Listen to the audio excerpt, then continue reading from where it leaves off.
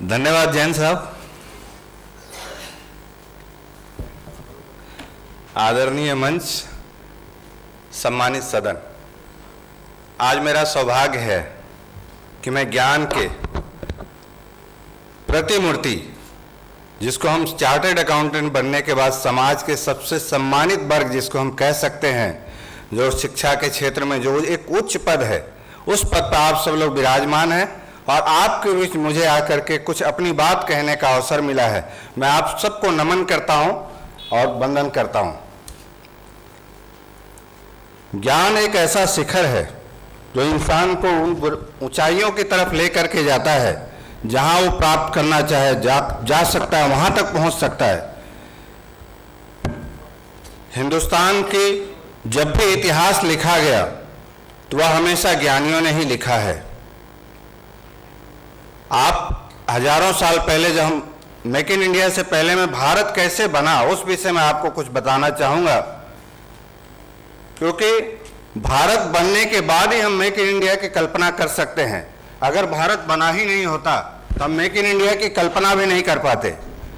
हजारों साल पहले एक लड़का जो पाटलिपुत्र से तक्षशिला पढ़ने गया था, उस समय हजारों साल पहले कैसे रास्ते रहे होंगे, कैसी दुरूह चीजें रही होगी। उन परिस्थितियों में वो बालक ताशकंद पहुंचा। वहां जाने के बाद उसका एडमिशन नहीं हुआ। उस बालक ने सोचा मैं क्या करूं, मुझे तो पढ़ना था, लेकिन वहां के जो व्यवस्था थी, वहां राजा के लड़के पढ़ते थे, इसलिए उसका एडमिशन नहीं हुआ। उस बालक ने पेड़ के नीचे रह करके जो बच्चे स्कूल से निकलते उनसे सीखना शुरू किया कि मैं कैसे इन बालकों से सीखूं, कैसे पढ़ाई करूं। और वहां जो टीचर्स थे, उन टीचरों के घर वो काम करना उन्होंने शुरू कर दिया। धीरे धीरे एक टीचर्स की वाइफ ने पूछा कि बेटा कहाँ से आए हो, तो उन्होंने कहा मैं पाटलिपुत्र से आया हूँ, मैं पढ़ना चाहता हूँ, लेकिन यहाँ मेरा एडमिशन नहीं हुआ। तब उनके कहने पर उस बालक का वहाँ एडमिशन हुआ। उस बालक का जब एडमिशन हुआ, वो वहाँ फिर से पढ़ने के बाद टीचर बने। टीचर बनने के बाद उन्होंने देखा कि हमारा भारत खंड खंड में विभाजित है, यमनों का शासन काल है और भारत पे इतने छोटे छोटे राजा जो है वो आपस में ही लड़ रहे हैं। तब उन्होंने सोचा कि मुझे इसके लिए कुछ करना चाहिए। फिर वहाँ से वो आए, जब वो पाटलिपुत्र आए, उस समय के राजा जो धनानंद थे, जब अपमान किया चाणक्य का, उसके बाद उन्होंने निर्णय किया कि मुझे भारत को अखंड भारत बनाना है। और किसी भी ज्ञानी व्यक्ति का अगर अपमान होता है तो आप समझ लीजिए वो समाज भी कभी नहीं बचता है। और मैं आपको बताना चाहूँगा कि किस तरीके से उस सभा में उनका अपमान हुआ और जिसके कारण हमारे देश को इतना बड़ा सौभाग्य मिला कि हम अखंड भारत हो पाए। वेदों को साक्षी मानकर इस ज्ञान सभा में विभिन्न जनपदों से आए स्नातकों से प्रश्न करना प्रारंभ कर रहा हूं। क्या वो? मैं आलोक, काशी जनपद का निवासी, आचार्य पिनाक पाणी का शिष्य, सभा को प्रणाम करता हूं। धर्म और अर्थ का स्रोत क्या है? धर्म और अर्थ का स्रोत राज्य है। प्रमाण। नमोस्तु राज्य वृक्षाय षड्गुण्याय प्रसाकिने सभादि चारु पुण्याय त्रिवर्ग फलदायिने। राज्य का मूल क्या है? राज्य का मूल राजा है। राजा, मंत्री परिषद, सेनापति, सैनिक, प्रजा और देश का परस्पर संबंध क्या है?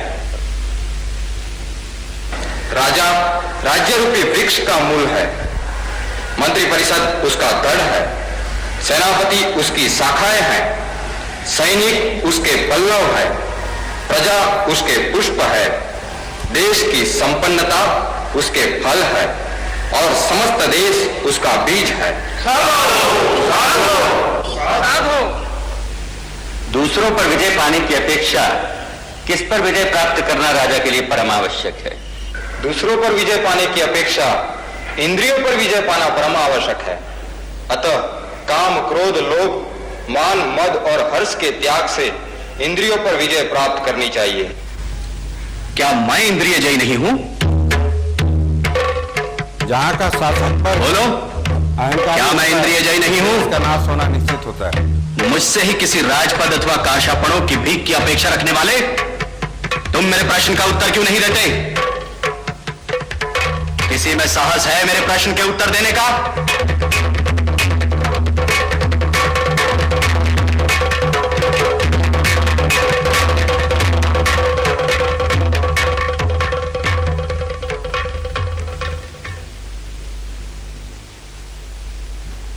नाम अग्निवेश, जनपद तक्षशिला, आचार्य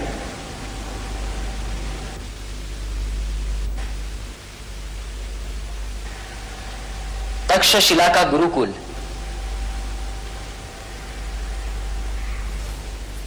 आचार्य वररुचि ने भी तक्षशिला के गुरुकुल में शिक्षा प्राप्त की है। सबसे बड़ा शत्रु अहंकार, निर्धन का धन, विद्या। सत्पुरुष कौन है? जो परोपकार के लिए आगे बढ़े वही सत्पुरुष है। स्त्री का आभूषण, लज्जा। सबसे बड़ा वीर कौन है? दानवीर। जो सब कुछ लुटा दे वह दानवीर, और जो लूट रहे हैं वो ज्ञानी। धन की रक्षा किससे करनी चाहिए? धन की रक्षा चोरों व राजपुरुषों से करनी चाहिए। सुख का मूल धर्म है, धर्म का मूल अर्थ है, अर्थ का मूल राज्य है, राज्य का मूल इंद्रिय जय है, इंद्रिय जय का मूल विनय है, विनय का मूल वृद्धों की सेवा है। राजा का हित किसमें है? राजा का हित प्रजा के हित में होता है। यानी मैं प्रजा का अहित करूं तो मेरा भी अहित होगा।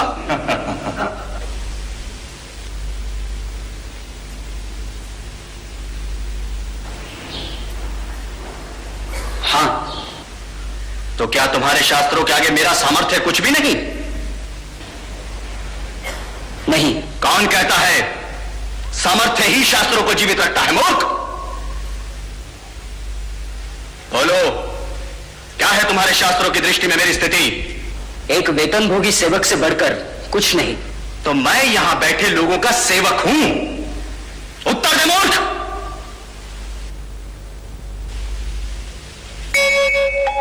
ओ, तो अब इसकी बारी है।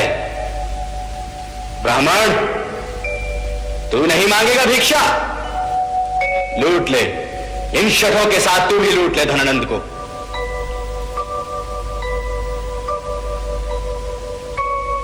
क्यों ब्राह्मण, तू शास्त्रों की चर्चा नहीं करेगा? किसी राजपद अथवा धन के लिए धनानंद के आगे हाथ नहीं पसारेगा? मेरा धन ज्ञान है धनानंद, और मेरे ज्ञान में शक्ति रही तो मैं अपना पोषण कर सकने वाले सम्राटों का निर्माण कर लूंगा। मुझे धन अथवा राजपद की कोई लालसा नहीं। एक साधारण भिक्षुक ब्राह्मण और इतना अहंकार! शिक्षक साधारण नहीं होता धनानंद, प्रलय व निर्माण दोनों उसकी गोद में खेलते हैं। तो क्यों आया था तू यहां? सोचा था पाटलिपुत्र में ज्ञान के प्रकाश को देखूंगा, पर देख रहा हूं कि ज्ञान के सूर्य को राहु ग्रस रहा है। तो वो राहु मैं हूं।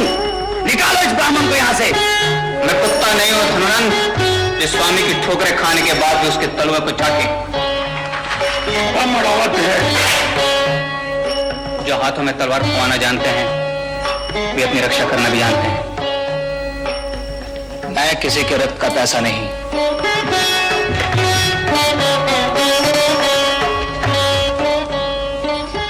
कल तेरा द्वितीय जन्म हुआ चंद्रगुप्त। यहाँ से अखंड भारत की परिकल्पना शुरू हुई थी। हमारा देश अखंड भारत बना।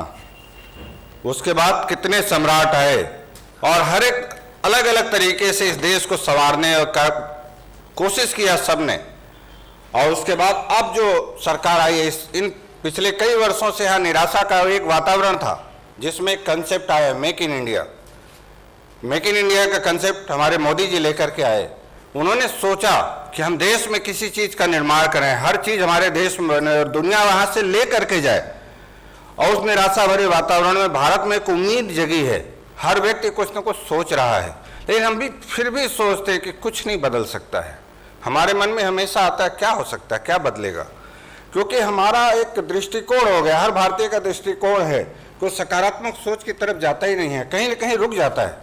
तो हम अगर अपने आप को नहीं बदल सकते हैं और अगर आप लोग खुद समाज में चीज़ों को नहीं बदलने की बात लेकर के जाएंगे तो समाज नहीं बदल सकता है। समाज आपसे बनता है, ज्ञानियों से बनता है।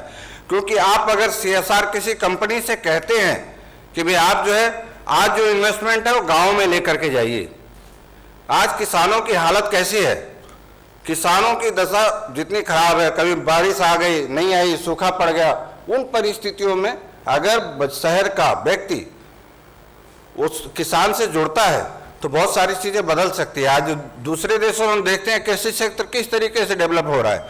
हमारे वहाँ आज भी बच्चे, लाखों बच्चे डायरिया से मरते हैं।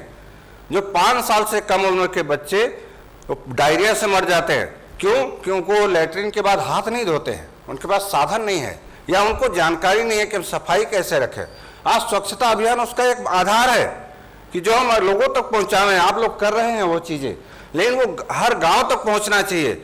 एक मैं आपको बताना चाहूं कि 5 साल तक बच्चे नहीं पहुंच पाते। कितने ऐसे बच्चे हैं कि जो 5 साल तक पहुंच नहीं पाते, लाखों बच्चे मर जाते हैं।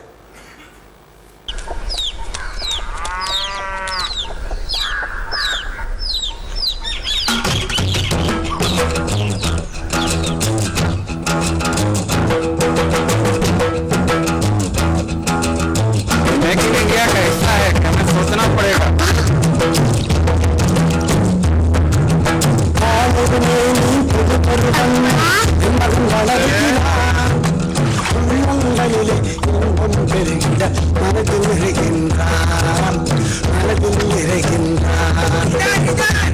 चलो தாயும் தந்தையும் விரும்புவதெல்லாம் பொங்கேதானுங்க ஐயா, பொங்கேதானுங்க.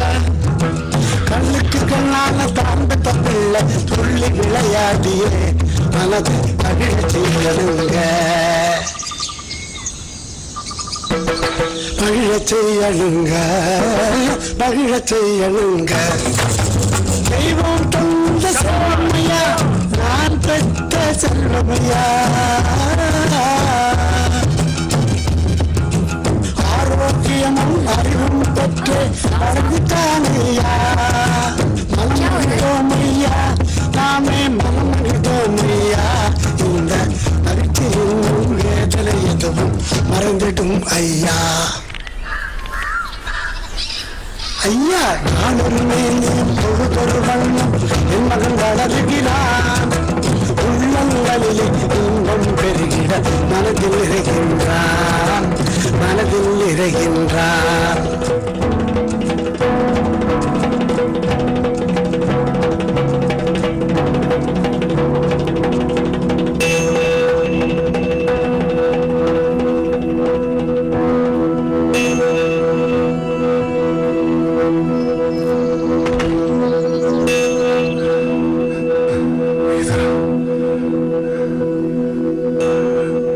बच्चा 5 साल का हो गया। इतना सब 5 साल में कौन सी बड़ी बात है? बड़ी बात है मैडम, ये गुंडापा का पहला बच्चा है जो 5 साल की उम्र तक पहुंचा है। क्या?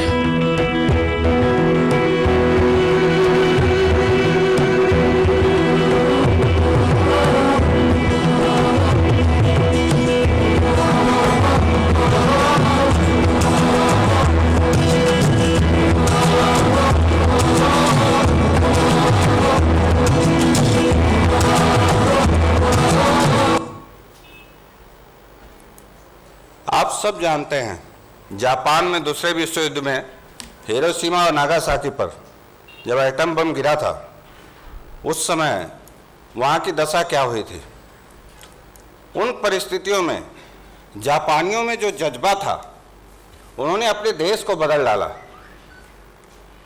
उनके वहाँ सुनामी आती है, भयंकर तूफान आते हैं, कोई भी प्राकृतिक आपदा आती हो, वो कभी दुनिया के सामने नहीं जाते कुछ मांगने, खुद खड़े हो जाते हैं। अभी उनके वहाँ न्यूक्लियर का हुआ था जब सुनामी आई थी, लेकिन वो खुद खड़े हुए, न्यूक्लियर बम के बाद भी खड़े हुए। उनकी ट्रेनें आज भी, बुलेट ट्रेन 1 मिनट लेट नहीं चलती है। क्यों? क्योंकि उन्होंने टेक्नोलॉजी में कमाल कर दिया है। उन्होंने अपने आप को बदला, वहाँ के लोगों ने देशभक्ति का जज्बा पैदा किया। और जापान की हालत थी जब हिरोशिमा नागासाकी पर पहली बार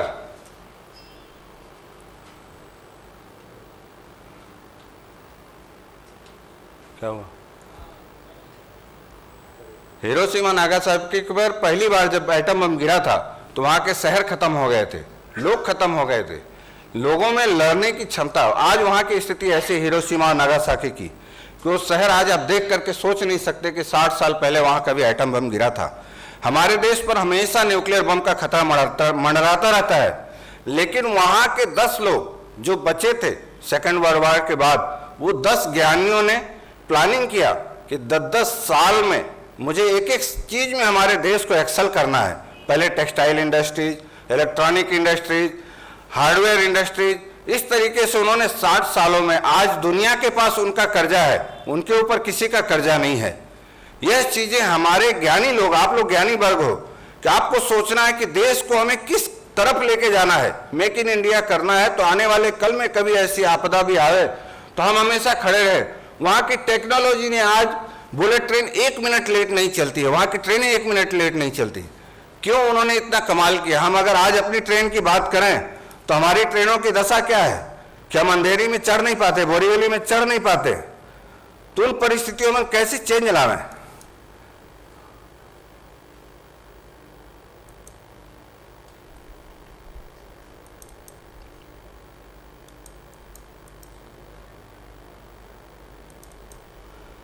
आज अगर हम ट्रेनों की बात करें तो लोकल ट्रेनों की दशा ये है हमारे वहाँ, ये बोरीवली स्टेशन बिरार की ट्रेन की दशा है।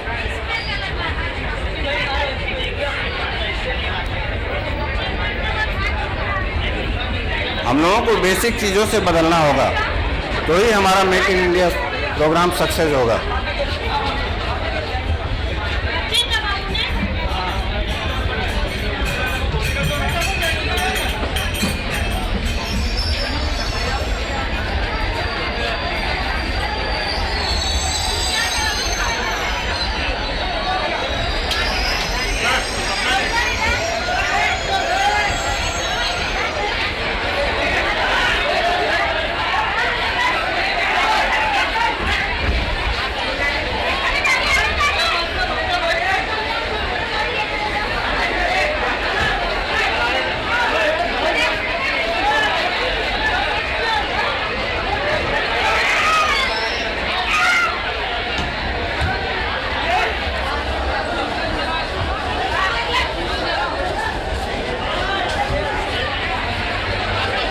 हमें अपने सोच में भी बदलाव लाना होगा, हमारे सिस्टम के सोच में बदलाव लाना होगा।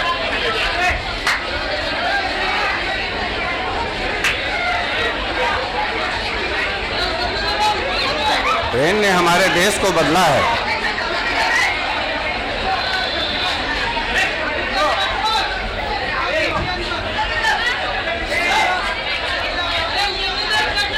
ये मुंबईकरों की रोज की दशा है।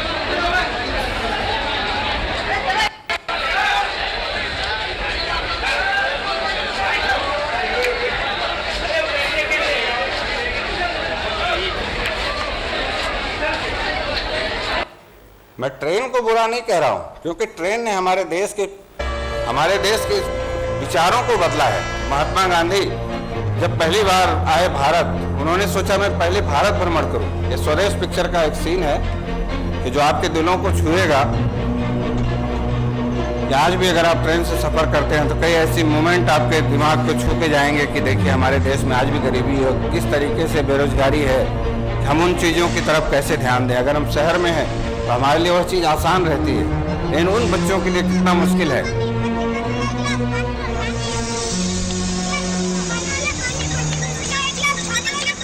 आवाज थोड़ा तेज करिए।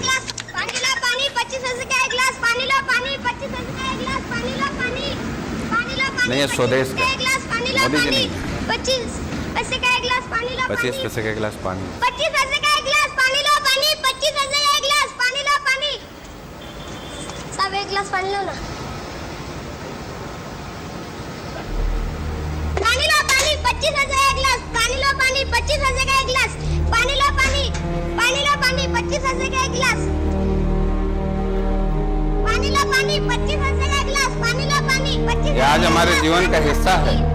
25 पैसे का एक गिलास। इन पर हम कैसे बदलाव लाएं, इस पर हमें विचार करना चाहिए।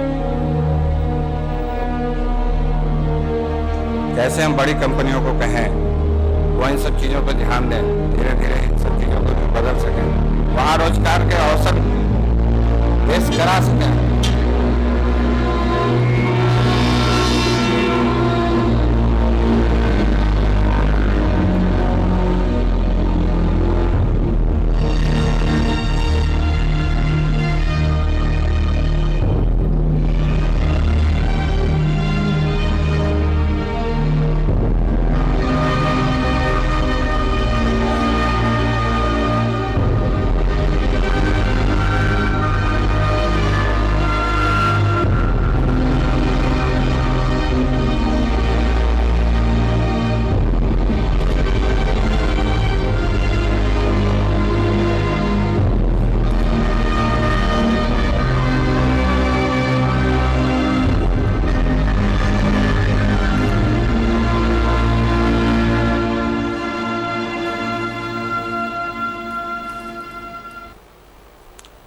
महात्मा गांधी जी जो पहली बार चंपारण पहुंचे तो उनके अंदर जो परिवर्तन आया चंपारण के बाद, ये भी देखिए, इसकी वजह से हमारे देश को आजादी मिली अंग्रेजों से।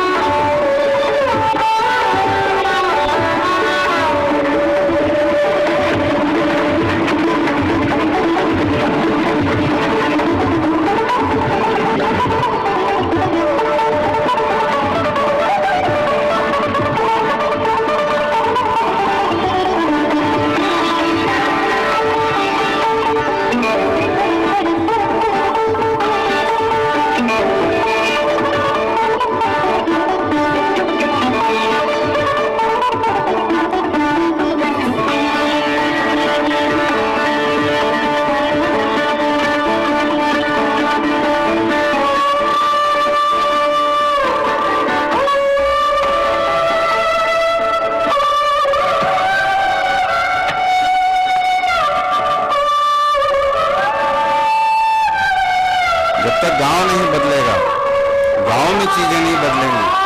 गांव में आज इलेक्ट्रिक नहीं रहते हैं, इंटरनेट के साधन जो भी सुविधाएं हैं वो सब चीज़ें गांवों तक हमें पहुंचाना पड़ेगा, तो ही हम देश को बदल सकते हैं। हमारे देश में क्षमताएं हैं।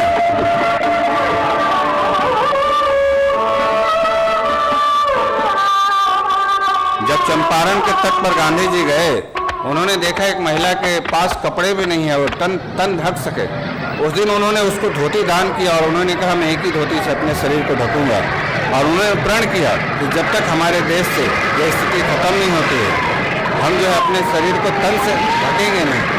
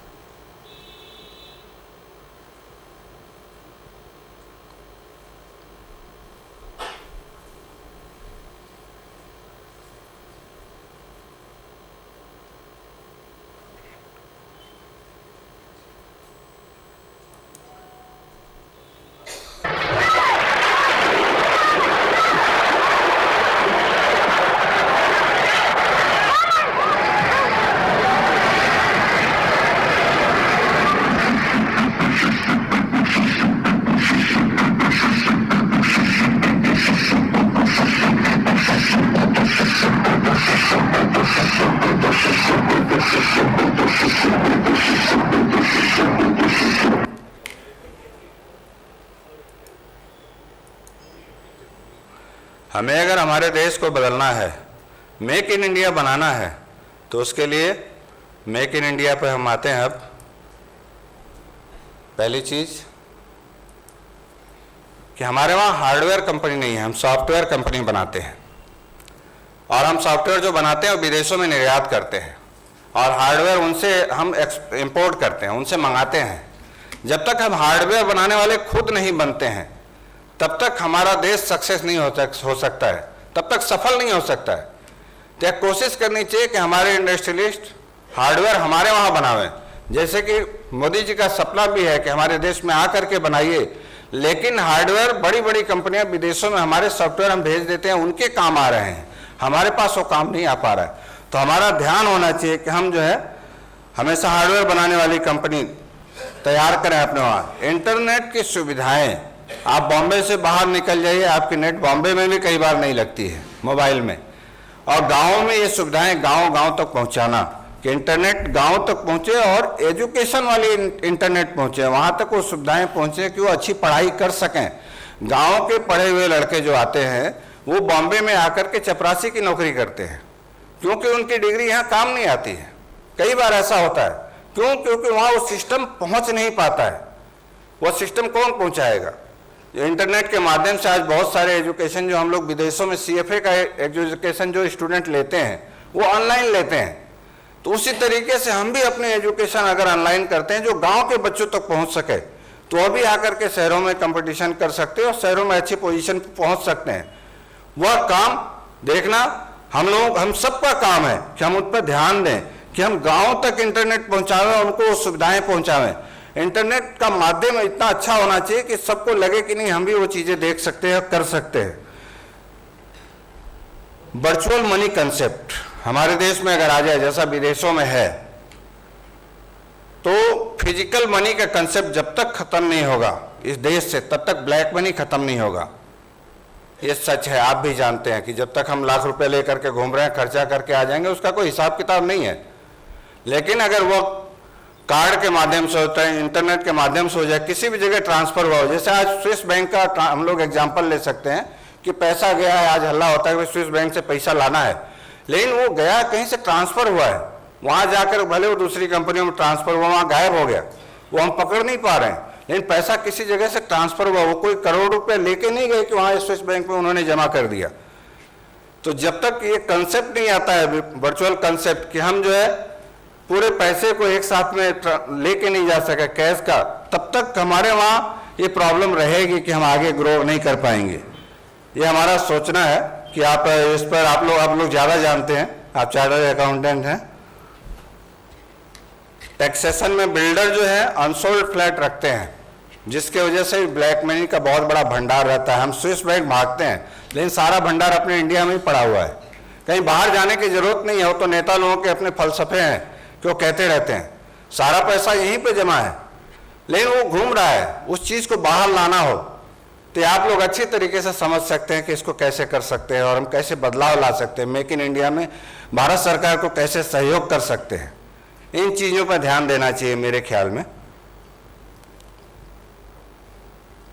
एग्रीकल्चर को प्रमोट करना चाहिए सभी को, जितने भी इंडस्ट्रियलिस्ट हैं उनको भी चाहिए कि वो फार्म हाउस बहुत सारे लोग खोल रहे हैं, उसके साथ वो लोग भी शामिल हो रहे हैं। तो ऐसी चीज़ें कंसेप्ट में ले आए तो बहुत सारा सहयोग मिल सकता है और काफ़ी कुछ डेवलप किया जा सकता है दोनों मिल करके।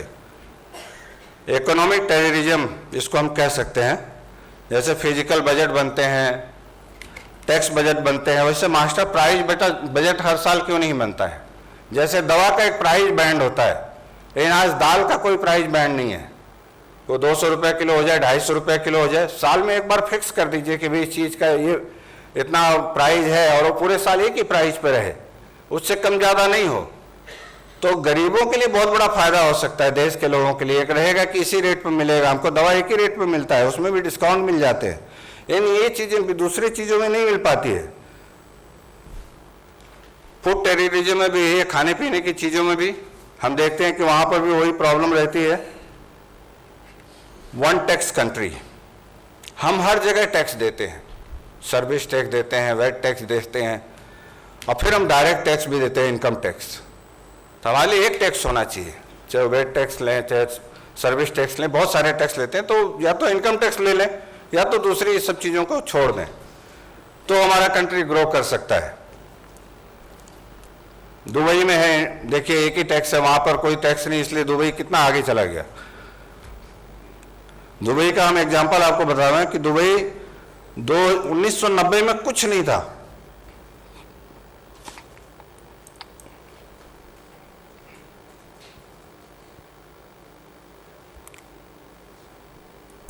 दुबई 1990 में वहाँ पे कुछ था ही, रेगिस्तान था। और जब अमेरिका में हमला हुआ था, आपका ओसामा बिन लादेन ने हमला किया, उसके बाद दुबई के शासकों ने सोचा कि अरब कंट्री में लोगों का जाना बंद हो गया था, लेकिन वहाँ के लोगों ने सोचा कि आज के 100 साल बाद हमारे वहाँ तेल नहीं रहेगा, तो हम लोग क्या करेंगे। तो उन्होंने दुबई जैसे रेगिस्तान को इतना अच्छा शहर डेवलप किया, इतने अच्छे अच्छे होटल्स, इतने अच्छे अच्छे मार्केट बनाए और समुद्र में शहर बना दिया कि जिसके वजह से उनको आने वाले हजारों साल तक दूसरे देशों से लोग घूमने आते रहेंगे और वहाँ की इकोनॉमी चलती रहेगी। ऐसा विजन होना चाहिए हमारे लीडरों में कि आने वाले कल में भी हमारे देश में अगर कोई भी चीज़ नहीं होती है तो भी हम अपने देश को बहुत अच्छा बना सकें, चला सकें। एक कंसेप्ट जब तक हम नहीं लाएंगे तब तक हम देश को कैसे बदलेंगे। क्योंकि वहाँ अमीरी आज दुबई में इसलिए कि हिंदुस्तान से कितने लोग जाते हैं, बहुत सस्ता है, दुबई घूम के आते हैं, परचेजिंग के लिए लोग जाते हैं क्योंकि मार्केट सस्ता है, नज़दीक है। तो ये कंसेप्ट लाना बहुत ज़रूरी है। आज साउथ कोरिया में वहाँ की रोडें साफ होती है पानी से, हमारे वहाँ झाड़ू भी नहीं लगता है। जीवन की उसके विविध रंगों में ही सुंदरता है।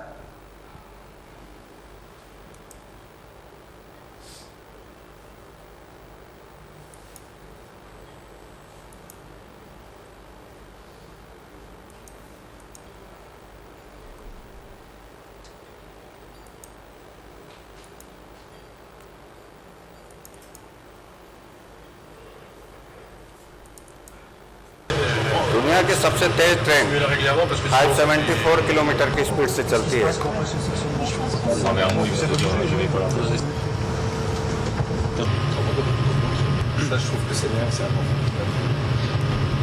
Daniel à la cabine pour la marche 093-02, départ. Départ Daniel, bien reçu.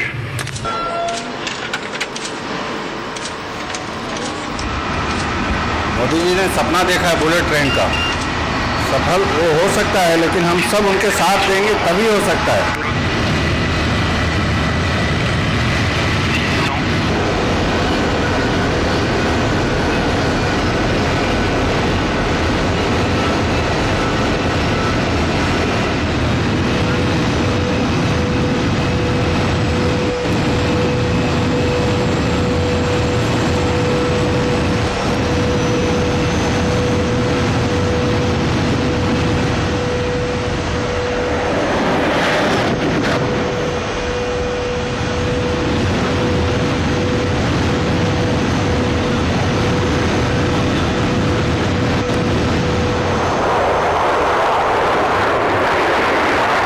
क्या हम कल्पना कर सकते हैं हमारे भारत में ऐसे ट्रेनें चलेंगी जब तक हम खुद को नहीं बदलेंगे।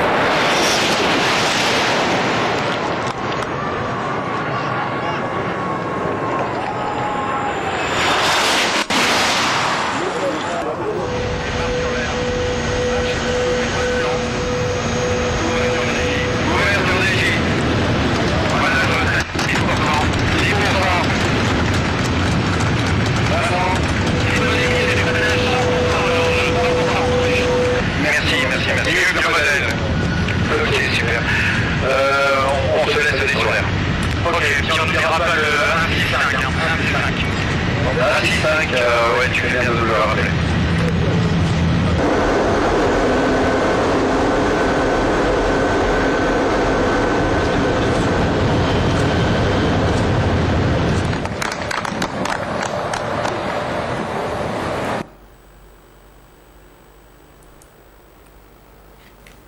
हमारे देश में महिलाओं की सुरक्षा सबसे बड़ी समस्या है आज के हमारे देश की।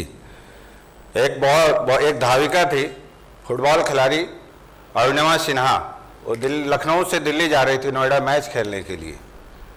और बरेली के पास बदमाशों ने उसकी चैन खींचने की कोशिश की और उस महिला ने फाइट किया तो उसको उठा के ट्रैक पर फेंक दिया। ट्रैक पर फेंकने के बाद पूरी रात से सुबह तक उसके ऊपर से 49 ट्रेनें गुजरी और कोई खोज खबर लेने वाला नहीं था। सुबह गांव वालों को पता चला कि कोई कटा हुआ है तो उसको लेके गए, फिर उसको बचाया गया और उस महिला ने सोचा अब क्या करें। और उस महिला के बाद उस लड़की ने माउंट एवरेस्ट फतेह किया।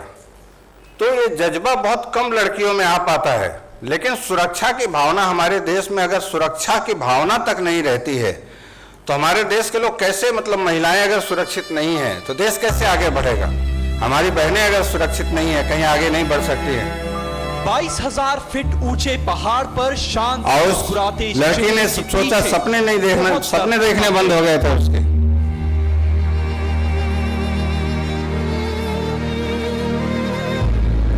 इतना कि हम आप जैसे आम लोग शायद ही इसे बर्दाश्त कर पाते।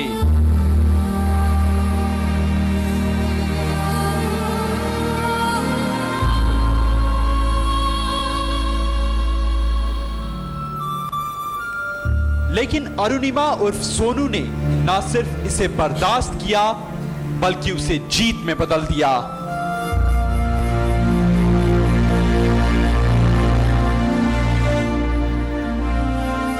एक्चुअली लोग होता क्या कि हमारा जो भी इस तरीके के होता कि ये हमारा मेंटली होता है कि हम मेरा पैर नहीं, हम नहीं जा सकते। एक बार गोल तो बनाओ, एक बार गोल बनाओ, एक बार लक्ष्य बनाओ और कुछ कर गुजरने की ताकत रखो। और कहते हैं कि जब जो हमारी कमजोरी है उसको ताकत बना लो और सिर्फ एक कदम बढ़ाओ। एक कदम, आप एक कदम बढ़ाओगे। भारत इन सब चीजों से बनता है, महिलाओं की सुरक्षा हो, देश में सड़कें हो, अच्छी ट्रांसपोर्ट व्यवस्था हो, राष्ट्रीय स्तर हर तरीके का साधन हो। खिलाड़ी थी, 2 खेलों में बराबर की महारत बताती है कि वो कितनी काबिल रही होगी। लेकिन वक्त ने लखनऊ की 26 साल की इस बिटिया की जिंदगी बदल कर रख दी।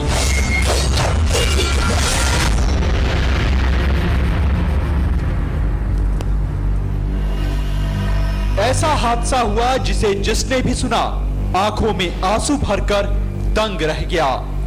10 अप्रैल 2011 की काली रात जब वो लखनऊ से नोएडा मैच खेलने जा रही थी, तभी पद्मावत एक्सप्रेस में उसके साथ चेन छिनतई की कोशिश हुई।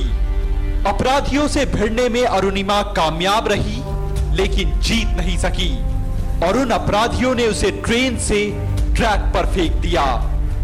ट्रैक पर अरुणिमा रात से सुबह तक पड़ी रही और करीब 49 ट्रेनें उसे कुचलती रात भर पार होती रही।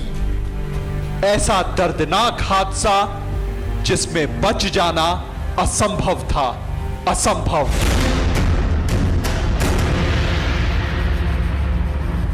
रेलवे समय सारणी के अनुसार 49 ट्रेनें अप डाउन हुई हैं और सुबह 7:30 बजे के करीब एक गांव वाले ने, बरेली के एक गांव वाले ने देखा मुझे, उससे लगा कि हम मतलब कट के मरे हुए हैं, तो वो मेरे पास में नहीं आया और वो दूर से ही मुझे देख रहा था और फिर वहीं से वो वापस चला गया। उसके बाद लगभग 10-15 मिनट के बाद वो ढेर सारे लोगों, कम से कम 10-15-20 लोगों को लेके साथ में आया और फिर हमारे पास में आए सारे लोग। और हाँ, उस घटना में मेरा बायां पैर कट गया और दाहिने पैर में रॉड है, 2 रॉडें हैं उसमें, और बाकी बैकबोन में मेरे 5 फ्रैक्चर थे और बॉडी पे बहुत सारी चोटें थी।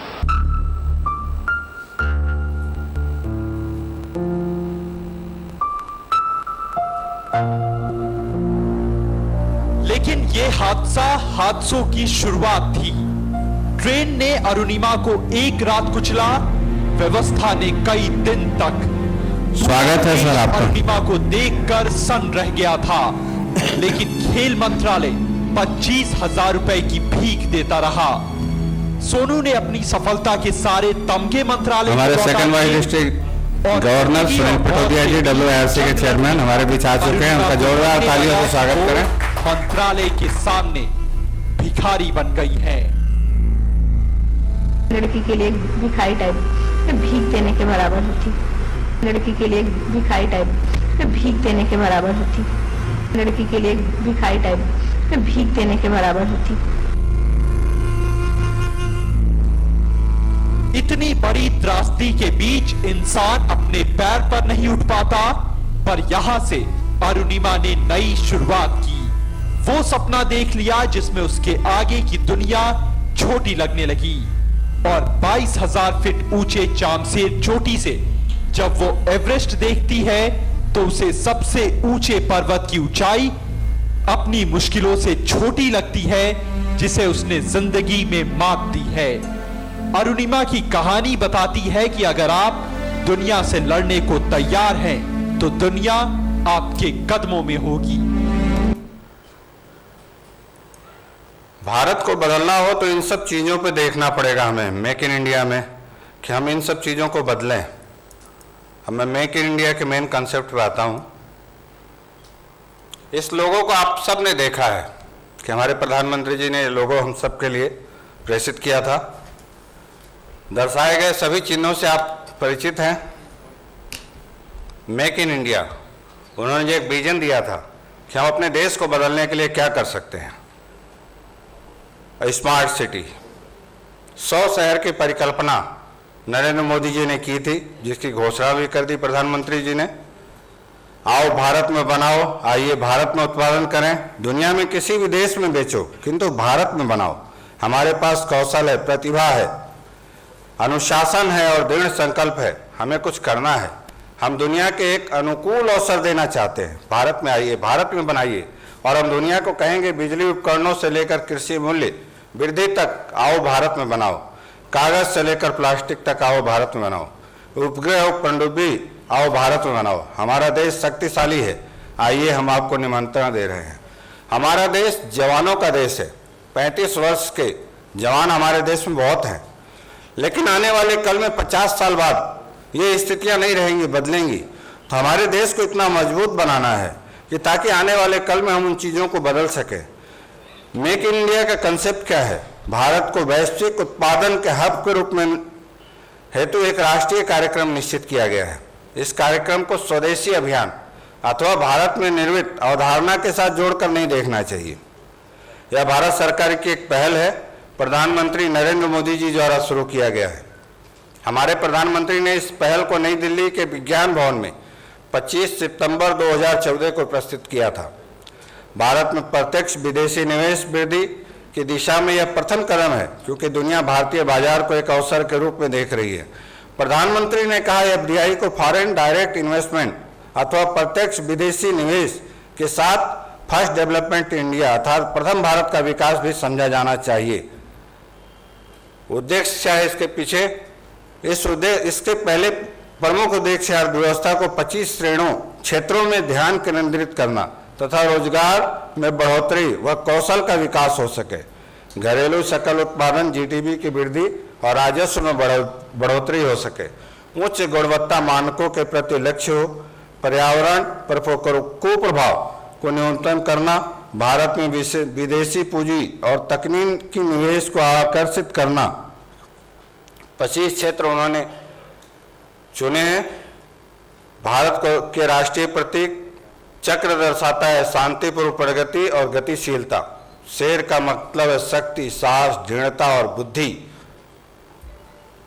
मेक इन इंडिया की जरूरत क्यों पड़ी? माननीय नरेंद्र मोदी जी के आने से पहले जो निराशा का एक वातावरण था पूरे देश में, इन 2 सालों में उसमें परिवर्तन आया है, पिछले 1.5-2 सालों में। और इसमें एक लोगों के मन में एक भावना बनी है, पूरी दुनिया में हमारे देश की विश्वसनीयता बढ़ी है। हर देशों में, हर देश भारत की तरफ एक उम्मीद से देख रहा है कि आने वाले कल में भारत एक बहुत बड़ा विकसित देश है, विकासशील देश बनने की तरफ बढ़ रहा है, तो हम उसकी तरफ हाथ बढ़ाएं। और मोदी जी ने उस विश्वास को कायम करने की कोशिश की है। इनकी विदेशी यात्राओं में वो चीज़ें परिलक्षित होती हैं कि हम सब देख रहे हैं कि उसमें हमारे देश को जो मान सम्मान, जो इज्जत मिल रही है, धीरे धीरे हम उस तरफ आगे भी बढ़ रहे हैं। तो हम सबको चाहिए कि हम उसका फायदा लें। यह महत्वपूर्ण है कि आम आदमी की खरीद शक्ति बढ़े। जब तक गाँवों से लेकर छोटे छोटे कस्बे तक, शहरों तक के लोगों की आमदनी नहीं बढ़ेगी, उसकी क्रय शक्ति नहीं बढ़ेगी, तब तक देश आगे नहीं बढ़ सकता है। मोदी जी का मेन कंसेप्ट यही है कि जो मिडिल क्लास है वो खाली भीख नहीं मांगे, वो उसकी जगह खुद को अपनी इस काबिल बनावे, अपने अर्निंग को बढ़ावे, ताकि वो खुद खरीद सके। जब उसकी क्रय शक्ति बढ़ेगी तो देश अपने आप आगे बढ़ेगा, जिससे मांग को बढ़ावा मिले, ताकि देश विकास को प्रोत्साहन, निवेशकों को लाभ मिल सके, गरीबी में से लोगों को तेजी से बाहर लाकर मध्यम वर्ग में लाया जा सके। वैश्विक व्यापार है तो अधिक अवसर प्राप्त होंगे, इसलिए विदेशों से निवेशकों को यहाँ रोजगार के अवसर पैदा करने की जरूरत है। प्रभावी विनिर्माण और सुंदर खरीदार हो जिससे के पास खरीद सकती हो, दोनों जरूरी है। अधिक रोजगार का मतलब अधिक शक्ति। प्रमुख अंश: भारत निवेश प्रकोष्ठ बनाना, समेकित सेवाओं और तेज सुरक्षा मंजूरी करना, व्यापार के प्रश्नों के लिए समर्पित पोर्टल बनाना। इस सरकार ने सब चीजें बना रखी ताकि किसी को प्रॉब्लम हो तो इसमें जाकर के वो समस्याएं सुलझा सकते हैं। उपभोक्ता आगंतुकों के साथ सहभागिता का होना, नीतियों और कानूनों में सहजता होना, शून्य दोष, शून्य प्रभाव। जो भी हमारे वहाँ चीजें बने, जैसे आज जर्मनी या जापान की कोई मेड इन जापान लिखा हो तो उसमें विश्वसनीयता रहती है, कभी भी आप उसके प्रति संदेह से नहीं देखते हो। अगर जापान का हो तो हम सोचते हैं यूज एंड थ्रो है कि लिए और तो उसको आज लिए और बेच दिए, चला नहीं चला कोई बात नहीं। नहीं, मेड इन जापान हो तो हम उस पर भरोसा कर सकते हैं। तो भारत में जो चीजें बने वो जीरो डिफेक्ट, जीरो इफेक्ट वाली बने, ऐसा उनका परिकल्पना है, ताकि हमारे देश की ब्रांडिंग हो और वो देश पूरी दुनिया में हमारा देश माना जाए और उससे पर्यावरण को भी कोई नुकसान नहीं हो। इस तरीके का भारत में विकसित उत्पादों और वैश्विक बाजार में अस्वीकार न हो जाए, उसके प्रति सुनिश्चित होना चाहिए। स्मार्ट सिटी, स्मार्ट सिटी में सारी चीजें होनी चाहिए, इलेक्ट्रिसिटी, पावर जनरेशन और आपके factory, solar generate.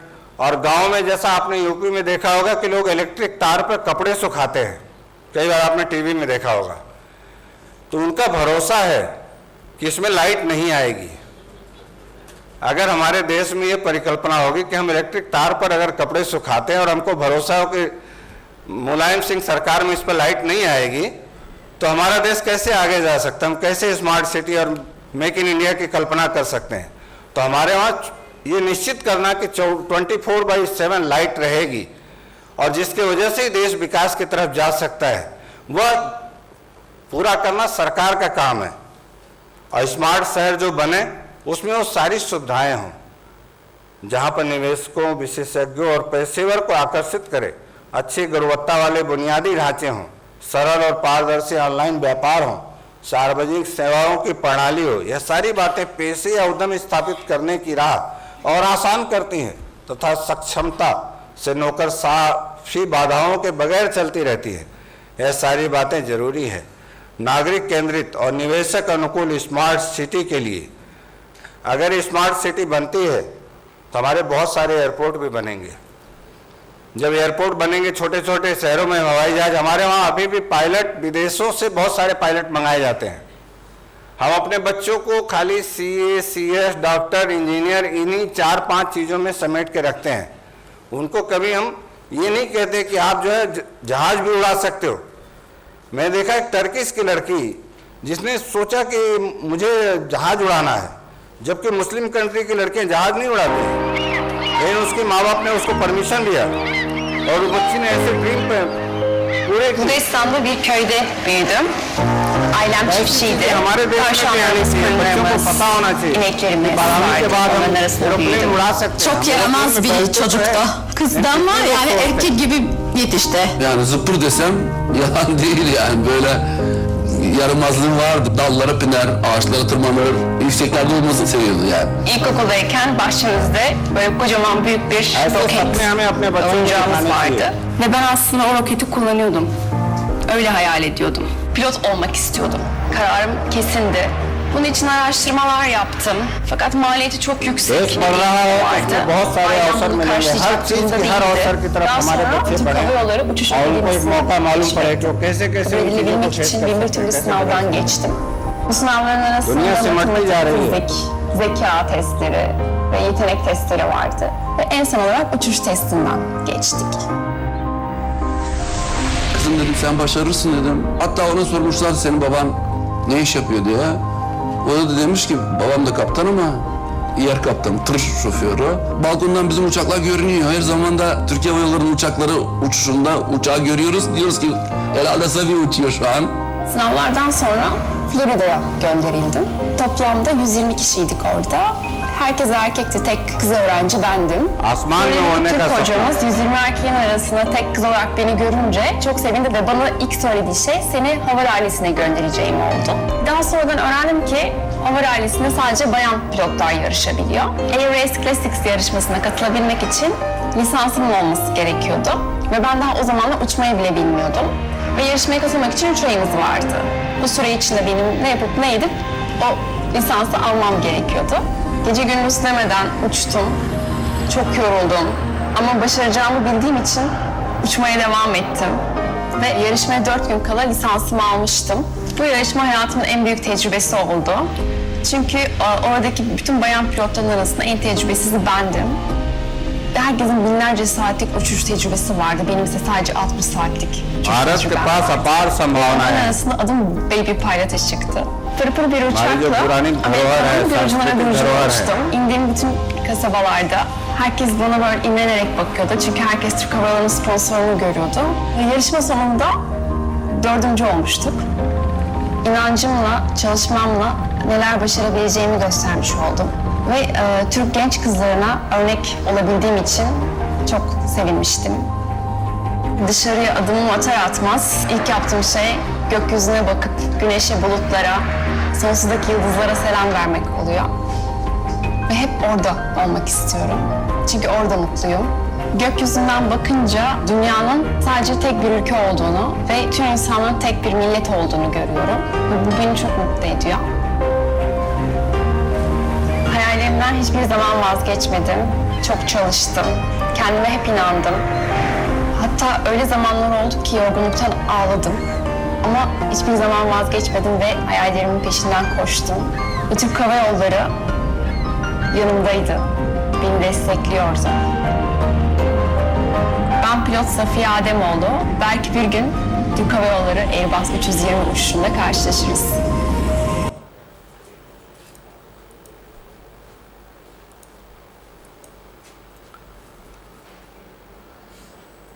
Smart city में जो व्याख्या है उसमें नागरिक के रहने की जगह, शासन, गवर्नेंस, शासन व्यवस्था कैसे चले, बिजनेस सेंटर कैसे हों, इमारतें अच्छी हों, ऊर्जा का क्षेत्र हो, सूचना प्रौद्योगिकी, गतिशीलता, शहरी नियोजन। भारत सरकार के शहरी विकास मंत्रालय द्वारा मापदंड तय किए गए हैं। यहाँ पर यातायात की सुविधा, छोटे और मध्यम आकार के शहरों में अधिकतम 30 मिनट का यात्रा समय, महानगरीय मेट्रो और शहरों में 45 मिनट का यात्रा समय, सभी सड़कों से प्रत्येक दिशा में फुटपाथ और साइकिल पटरियां, 175 लोगों के प्रति हेक्टर की घनत्व वाले क्षेत्रों में सभी आवासों के 800 मीटर के दायरे में उच्च गुणवत्ता और उच्च आवृत्ति वाला जन परिवहन व्यवस्था, 95% आवासों को 400 मीटर की चालक दूरी की में खुदरा व्यापार हो, पार्क हो, स्कूलें हो, मनोरंजन के क्षेत्र हो, उपलब्धता हो। पानी 24 घंटे होनी चाहिए। 100% घरों में प्रत्यक्ष पानी की आपूर्ति कनेक्शन, पानी संबंधित शुल्क 100% संग्रह क्षमता हो। सभी घरों में शौचालय की व्यवस्था, गंदा पानी का नेटवर्क से जुड़ा हो। सभी स्कूलों में लड़कियों के लिए अलग से शौचालय व्यवस्था। सभी घरों में दैनिक रूप से कचरा संग्रह। प्रत्येक घर को 24/7 बिजली की आपूर्ति। सभी घरों को टेलीफोन, मोबाइल कनेक्शन से जोड़ना। शहर भर में 100% वाईफाई कवरेज करना। 100 स्मार्ट शहरों के विकास हेतु बजट जो बनाया गया है वो 7060 करोड़ की राशि 100 स्मार्ट शहरों में आवंटित की गई है। भारत के प्रधानमंत्री श्री नरेंद्र मोदी जी वर्तमान शहरों को आधुनिकीकरण करके बड़े शहरों का सैटेलाइट टाउन बनाकर 100 स्मार्ट शहरों का विकास करेंगे। क्या हमारे पास मौजूदा कोई स्मार्ट शहर है? उनमें से कौन सा है? उसमें बेंगलुरु के पास सिस्को द्वारा स्मार्ट ग्रिड शैक्षणिक शहर स्थापित करने के लिए काम हो रहा है, जहां सभी उपयोगिताओं सुविधाओं को डेटा के साथ एकीकृत किया जाएगा। मुंबई के बाहरी छोर पर लोढ़ा समूह द्वारा IBM से अनुबंध करके उनके पलावा शहर में परियोजना के सभी डेटा सिस्टम बनाया जाएगा। कोच्चि में विशेष आर्थिक क्षेत्र बनाकर दुबई स्थित स्मार्ट शहर योजना को दोहराया जाएगा। गुजरात में 2 परियोजना धोलेरा शहरी क्षेत्र को जो मुंबई औद्योगिक गलियारे का हिस्सा है, Gujarat international finance tech city, दोनों में समस्याएं हैं पर उन्हें देश भर में मॉडल के रूप में देखा जा रहा है। धन्यवाद। और मुझे आप सब ने एक मौका दिया और खास करके मैं पिंकी जी और सुनील पटोदिया जी का मैं आभार व्यक्त करता हूँ। यहाँ जितने भी महानुभाव बैठे हैं, सभी मंच पर आसीन और सभी लोगों को, पार्टी डिस्ट्रिक्ट गवर्नर भरत भाई साहब, रश्मि भाई साहब और सभी लोगों का धन्यवाद करता हूँ। आपने मुझे एक अवसर दिया, आपके विचार में।